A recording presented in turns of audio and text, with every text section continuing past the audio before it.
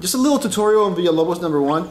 I've divided there's another tutorial that shows you how I divide the right hand. So, but I'll just go quickly over it. I divide the pattern on 4 parts. P-I-P-I-P, which the last P is the beginning of the group number 2. Then P-M-I-A-M. Always plant muting. Then M-A-I-M-P. Where that P is, again, the first part of the last group. P-I-P-I-P. Now, when you put it all together, of course, you have 5 notes in each grouping. You're going to make sure to take out the last note in each group.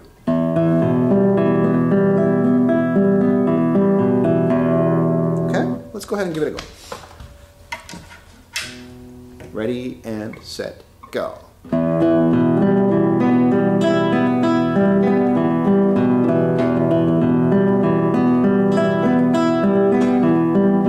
Second chord. Okay, let's make a parenthesis. So your second chord is kind of like an A minor. So 2, 1, open. Then your 3 is going to be on your C. So you might feel like you're in the world of C major. It's still A minor until you see that F sharp by your pinky on the 4th fret, 4th string. So if you're looking at not the 6th or the 1st string, you only put fingers in the inside strings. 2nd string 1, 3rd string 2, 5th string 3, 4th string 4. That's your second chord, which is surrounded by 2 E minor chords, right? So then you have a B7 chord, right? However, the B, the 2 finger, is not on the B string like normally. It is actually on the F sharp of the 6th string. So 6th string 2, 5th string open, D string 1, so D sharp, 3rd string 3 on the 2nd fret, right? Playing an A, 2nd string open, 1st string F sharp, right? And then you go back to an E minor chord, but it's inverted. So you actually have the G in the bottom, right? So you have to have the 3rd right there. And you have an E major chord, but it's also inverted. This, if you want to call it ouch, call it the ouch chord, is G major. It's G major with the 3rd in the bottom. Then you move to an A minor chord with the bar on the 5th fret. So 3 and 4, 5th string and 4th string on the 7th fret, right? Then you have a favorite Brazilian chord. So 2, so you're actually grabbing an A sharp. And you have your E. Then you have, in the bar you have a G. And you have a D on the 3rd string, and then the other 2 notes are in the bar on the 5th fret, right? And then you're going to bring down, you're going to go back in key to an E minor. You're going to be on the 7th fret. Then an E9, you take out your 2nd finger. Then a B7. And then that takes you to the movable dominant chord, which is on the, you're in a 10th position here.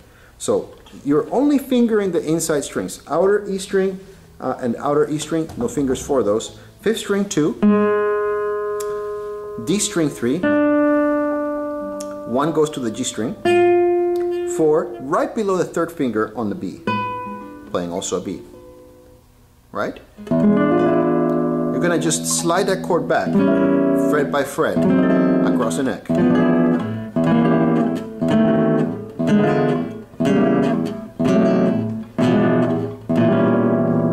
The index finger is behind the curtain over here. Now, how to actually interpret the arpeggio. The arpeggio is an ornamented arpeggio of an arpeggio. If you think about it,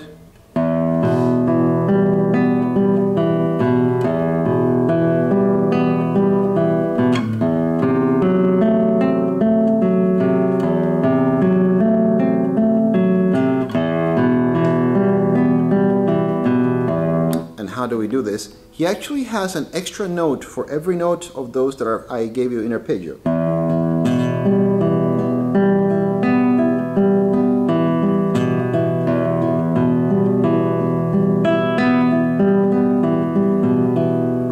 execute it fast, you should still think every other note.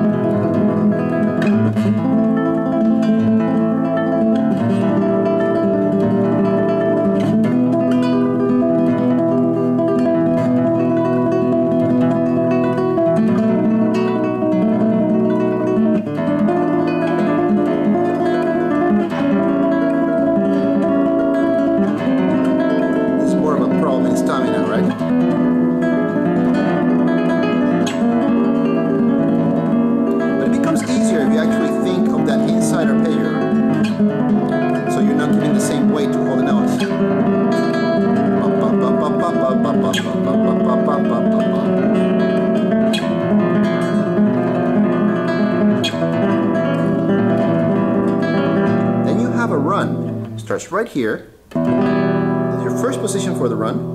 Then you're in the 7th fret. 1, 2, 3. So get used to shifting between this, and then fingers 1 and 2 on the 1st string. 1 is on the 11th fret, 2 is on the 12th. Right? And then 1 and 2 again, this time on the 8th position on the 3rd string.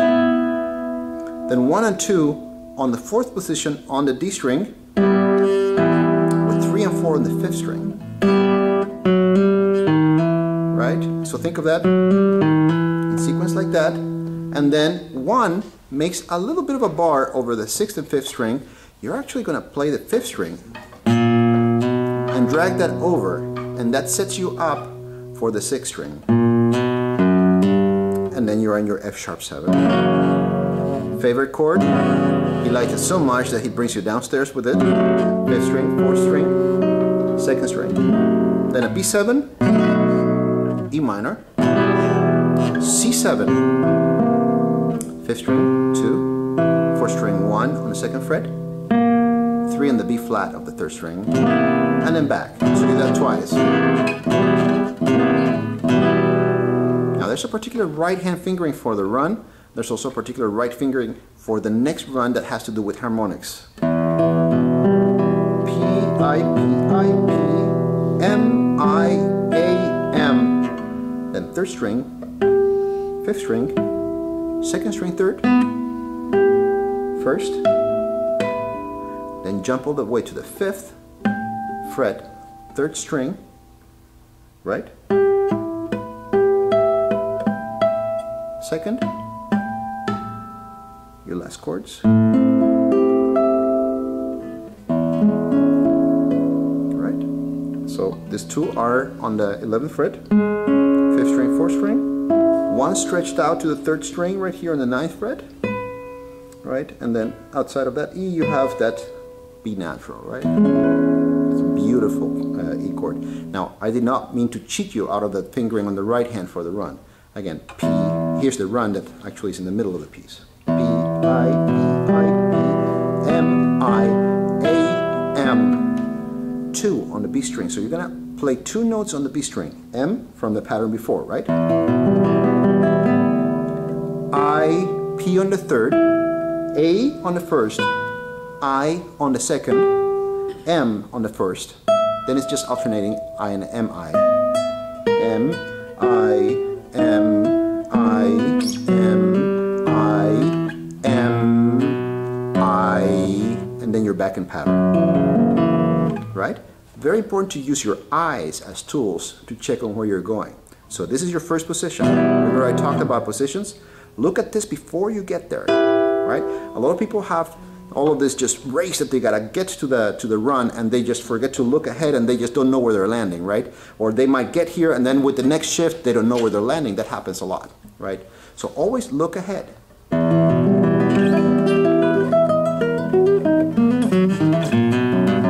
Right? You can do it at any speed you want if you are fast enough with your eyes and of course your fingers. Right? Have fun.